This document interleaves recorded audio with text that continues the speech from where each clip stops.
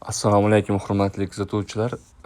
Bugun sizlar bilan yangi test savollarini birgalikda ko'rib chiqamiz. Yangi test savollari tushgan imtihon belgilari orasidan 120, 121 va 122 belgilarni tahlil qilib chiqamiz. Bu yangi va mana sizlar bilan birgalikda yechib chiqaman buni. Bir ikkita xatolarga yo'l qo'ysak, u xatolarimizni nima uchun yo'l qo'yganimizni tahlil qilamiz. Qani bo'lmasam boshladik va videoni oxirida bitta yangiligimiz bor. Shuning uchun videoni oxirigacha kuzatib boringlar va like va podpiskani ayamaysizlar. Qani boshladik. 120-belit. Birinchi savoli. Ushbu belgi o'rnatiladi. Bolalar uyi yoki oromgohlari oldidan o'tgan yo'l qismlarida o'rnatiladi. Maktab yoki maktabgacha ta'lim muassasalari oldida.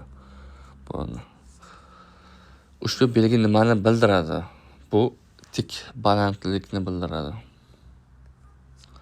Qaysi yo'l chizig'i haydovchining diqqatini jamlaydi?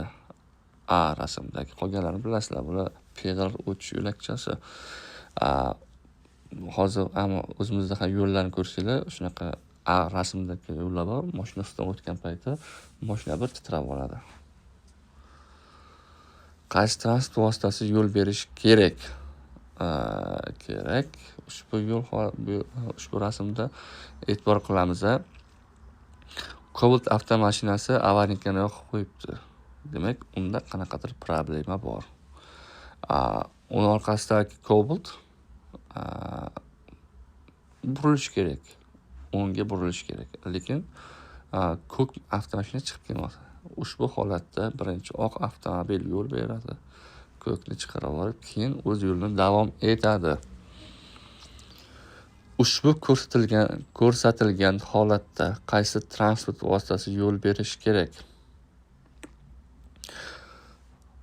Bu holatga ham e'tibor qilamiz. Yana Nexia 3 avtomashinasi, oq avtomashina, ya'ni avariyaga yoqib turibdi. Yashil avtomashina undan o'zib ketmoqchi. Lekin quvib o'tmoqchi, to'g'ri. Ammo qizil avtomashina kelmoqda. Bu holatda demak yashil avtomashina qizil avtomashinaga yo'l beradi, ya'ni uni o'tkazib olib, keyin harakatini davom etadi. Haydovchi yo'lovchilarni ogohlantirishi kerak. Oynani ochmaslik haqida, suhbatlashmaslik haqida, tanani chiqarmaslik qo'ldan tashqari haqida, sanab o'tilgan barchasi haqida. Yo'q, tanani chiqarmaslik haqida. Siz bemalol suhbatlashishingiz mumkin, oynani ochishingiz mumkin, lekin tanangizni chiqarishingiz mumkin emas. Ushbu ko'rsatilgan joyda to'xtashga ruxsat etiladimi desa, agar o'rtada ikki qatnov qismini uzluksiz sidirg'a chiziq, ya'ni uzluksiz bosib bo'lmaydigan devor, ma'nosini bildiradigan uzluksiz sidirg'a chiziq ajratganda edi, to'xtash mumkin bo'lmas edi.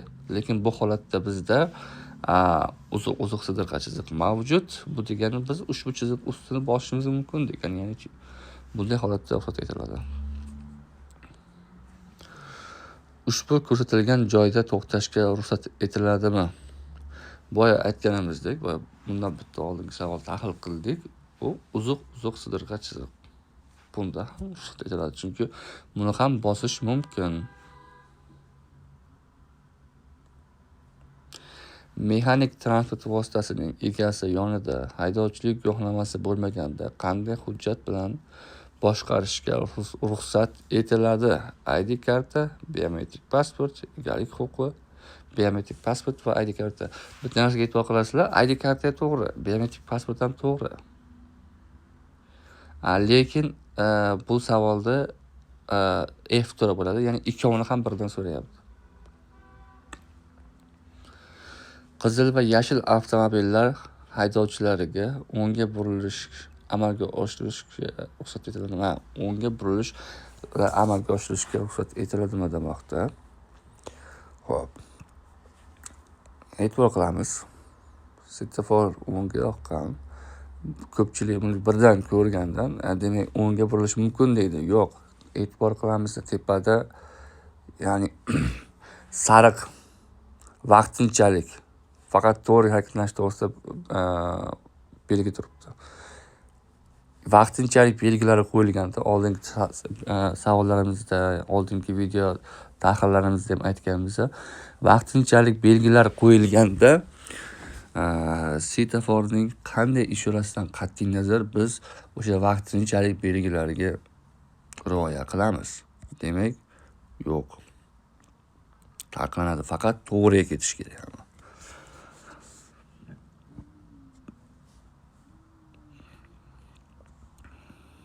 Demak, 120-biletni tahlil qilib bo'ldik. Ana endi 121 ga o'tamiz. Ushbu yo'l belgisi chorrahalarda unga burilayotgan relsiz transport vositalariga svetoforning qaysi ishorasida harakatlanishga ruxsat etiladi. Ushbu belgida qizil ishora, sariq ishora, yashil ishora barchasida. Bilsanglar, qizil yonib tursa ham, o'ng tarafga yashil yonib turgan bo'lsa, bemalol harakatlanishingiz mumkin. Yoki sariq yoki yashil yonsa ham. Ya'ni bilasizlar, bu harakatni boshqa ishtirokchiga yo'l berilgan holda harakatni davom ettirish. Yo'l patrul xizmat xodimlariga yo'l harakati qatnashchilari bilan o'zaro munosabatlari maxsus moslamalardan foydalanishda nizom to'g'risida qonunda qanday tartib qo'yilgan? Yo'l transport hodisasini oldini olish va harakat xavfsizligini ta'minlash, maxsus tadbirlar o'tkazish, ta'qib qilish, kuzatish,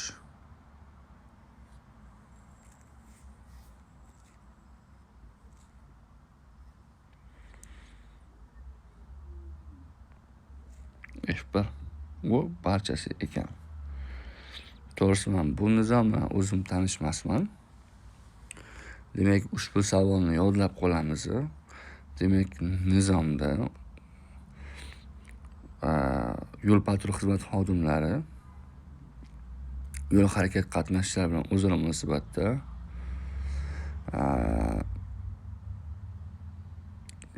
ularning asosiy vazifalaridan bitta vazifalari yo'l transport hodisasini oldini olish va harakat xavfsizligini ta'minlash, maxsus tadbirlar o'tkazish, ta'qib qilish, kuzatish.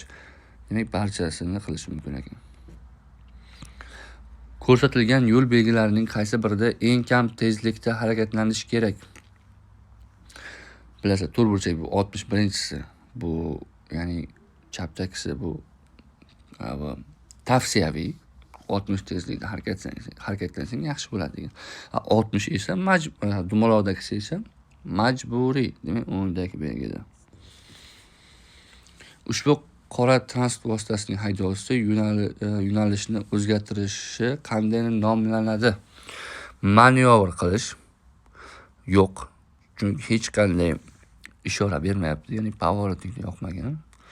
Bo'laklar sonini o'zgartirish, xavfli harakatlanish, avariya holatini yuzaga keltirish, barcha javoblar to'g'ri. Xo'p, bo'laklar sonini o'zgartirish ham deyolmaymiz bu holatda, chunki unda ham pоворot yoqib o'zgartiriladi. Ya'ni oq mashinani o'tkazib yuborgandan keyin bo'lagini o'zgartirishi mumkin. Xavfli harakatlanish,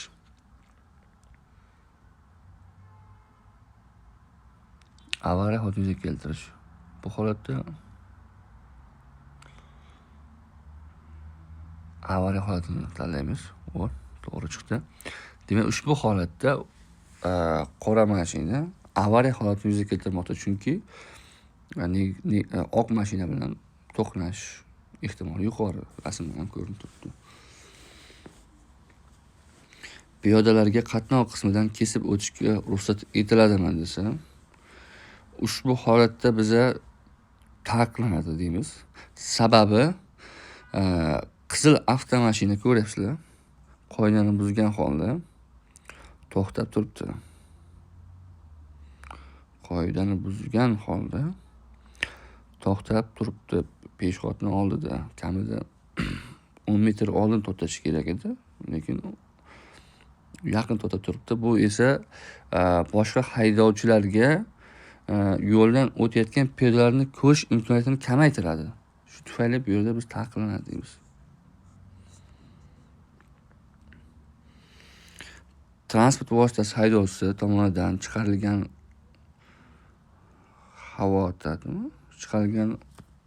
havoda deyish kerak. Etanol bug'lari konsentratsiyasi qancha miqdorini ko'rsatgan hollarda davlat yo'l harakati xavfsizligi xizmati xodimi haydovchiga nisbatan alkogolli ichimlik iste'mol qilganligi fakti yuzasidan ma'muriy bayonnoma rasmiylashtiradi. Puflangan havoning 1 litrida 0,5 mg va undan yuqori bo'lgan hollarda. Puflangan havoning 1 litrida 0,135 mg va undan yuqori bo'lgan hollarda. Puflangan havoning 1 litrida 0,250 mg va undan yuqori bo'lgan hollarda. 135 va undan yuqori. O'zi bu deganda undan yuqori degan va F uchun to'g'ri kelib qoladi. Bular prosta savolga eng minimumini olyapti. Avtomobilda bolalarni himoya qilish tizimini joylashtirish uchun qaysi joy eng xavfsiz sanaladi? Orqa o'rta o'rindiq. Oldi o'rindiq, haydovchi orqasidagi o'rindiq. Yo'q. Orqa o'rta o'rindiq xavfsiz. Ushbu belgi qaysi moddalarga kiradi? Bu oksidlovchi moddalar. Ushbu holatda siz qanday yo'l tutishingiz kerak? Ovozli ishora berib tezlikni oshiring. Yo'q. Zarur bo'lganda tezlikni kamaytiradigan darajada kamaytiring. Chapga burilib to'siqni aylanib o'ting.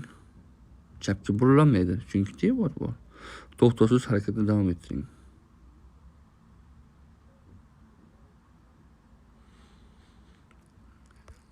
Ushbu holatda biz zarur bo'lgan tezlikni kamaytira oladigan darajada kamaytirishimiz kerak. Chunki bu yerda qanaqadir holat bo'lyapti, biz xabarimiz yo'q. Chunki har qanday transport vositasi yoki piyoda o'sha qatnashchi ushbu yo'l harakatida sizni oldingizga chiqib ketib qolishi mumkin.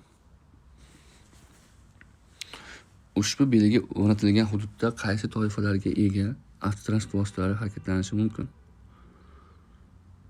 Toza avtomashinalar. Demak, 121-belgini ham tahlil qildik va bitta xatoga yo'l qo'ydik. 122-belgga o'tamiz. Balandlikda, nishablikda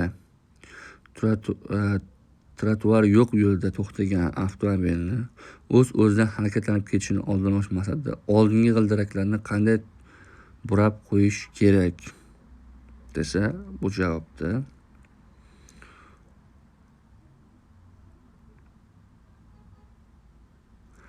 A va G. Sababini aytamiz. Mabodo qimillar yurib ketsa ham ular yo'lga chiqib ketmaydi. Shu sababli A va G ni tanladik. Qaysi haydovchi birinchi bo'lib harakatni davom ettiradi?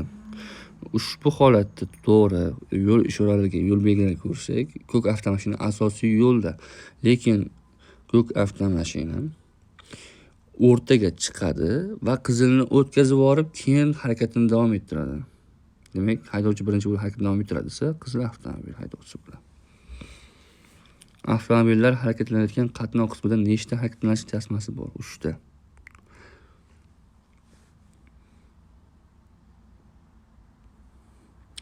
Qaysi yo'nalishlarda sizga harakat davom ettirishga ruxsat etiladi?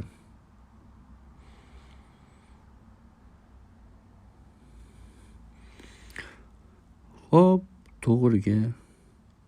to'g'riga harakatlanolmaysiz, chunki qizil svetofor yonib turibdi. Lekin o'zi oddiy holatda siz to'g'riga va chapga harakatlanishingiz mumkin, lekin to'g'riga harakatlanish uchun qizil svetofor yongan, faqat chapga hozirgi holatda. Qaysi haydovchi burilishni to'g'ri bajardi? Har ikkisi to'g'ri bajardi. Chunki ko'k avtomashina to'g'ri o'zi sariq avtomashina izidan burilishi kerak, lekin sariq avtomashina avariya holat. Bu holatda ruxsat etiladi ko'k avtomashinaga qatnov qismining o'sha hozirgi chap qismida harakatlanishga. qaysi rasmda quvib o'tishda to'g'ri holat ko'rsatilgan? Quvib o'tish qaysi holat to'g'ri bo'lmoqda demoqda. Xo'p, tahlil qilishni boshlaymiz. Birinchi rasmda quvib o'tish xato deymiz. Chunki sababi uzluksiz sidirg'a chiziq bor va bu uzluksiz sidirg'a chiziq devor ma'nosini bildiradi. Buni bosish taqiqlanadi. Demak, birinchi rasm xato 100%. Ikkinchi rasm to'g'ri, chunki sariq avtomashina tarafda uzluksiz sidirg'a chiziq mavjud. Va shu bilan birga uzuq sidirg'a chiziq mavjud. Uzuq sidirg'a chiziq mavjud bo'lganligi uchun u bemalol o'zi tarafdan quvib o'tishni amalga oshirishi mumkin. Ya'ni unga bunday qilganda devorlar orasidan eshikcha ochib qo'yishibdi sariqqa. Bemalol kirishib chiqish uchun. Quvib o'tishni amalga boshlaydi sariq ikkinchi rasmda va ko'rib turibsizlar, uzluksiz sidirg'a chiziq oxiri tugamoqda va o'sha tugagan joydan uzuq sidirg'a chiziq boshlangan. Shu joydan qaytib o'z tasmasiga o'tadi. Quvib o'tadi endi. Demak, 2 to'g'ri. 3. Bu ham to'g'ri. Sababi uzuq sidirg'a chiziq. Bu holatda biz bemalol uni bosib quvib o'tishimiz mumkin.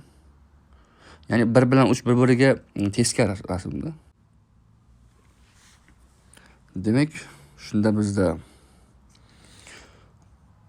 2 va 3, 4 tahlil qilamiz.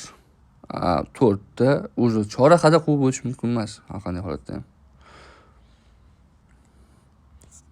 Demak, 2 va 3 bizda to'g'ri javob bo'ladi. 7-savolga o'tamiz. Qaysi yo'nalish bo'yicha harakatlanishga ruxsat berilgan? Ko'k to'g'riga, chapga va qayrab olishga, qizil to'g'riga bo'ladi. Chunki tepadagi yo'l belgilariga e'tibor qilasizlar. Qizil avtomobil qaysi yo'nalish bo'yicha harakatlanishga ruxsat etilgan? Qizil avtomashinaga.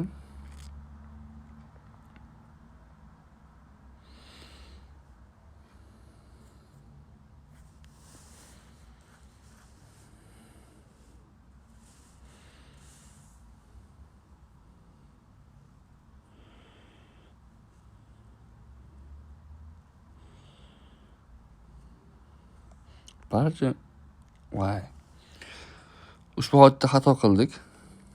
To'g'ri, xato qildim. Faqat to'g'riga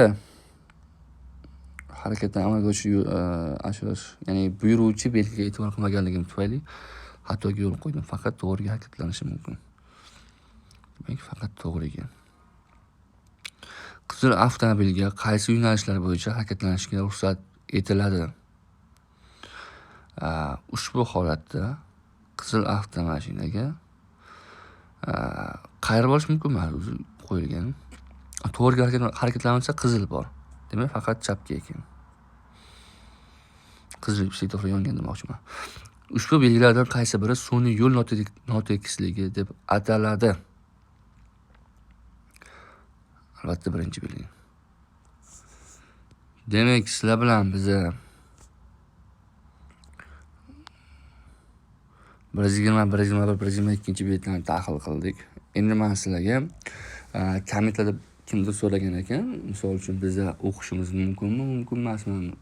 Ya'ni Vazirlar Mahkamasi qarori chiqdi-ku, nazariy imtihonlarni misol uchun mustaqil o'rganish mumkin ekan. Demak, umuman imtihonga bormay tayyorlanishimiz mumkinmi degan noto'g'ri fikr yo'q, savol tug'ildi ko'pchilikda. Ko'pchilik bir xil videolarda ko'rgan bo'lsanglar, endi bemalol majburiy imtihonlarga bormay, bemalol o'zlaring bemalol tayyorlanishlaringiz mumkin degan videolar chiqib ketdi, lekin bu xato. O'shani sizlarga tushuntirib o'taman.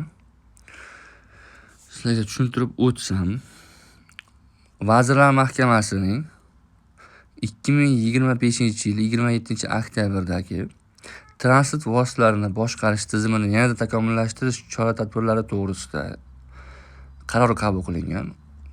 Qaror 676 qaror. Ushbu qarorda 3-bandida Mana 3-bandini ko'ryapsizlar. Shunaqa narsa ketyapti. Qaranglar.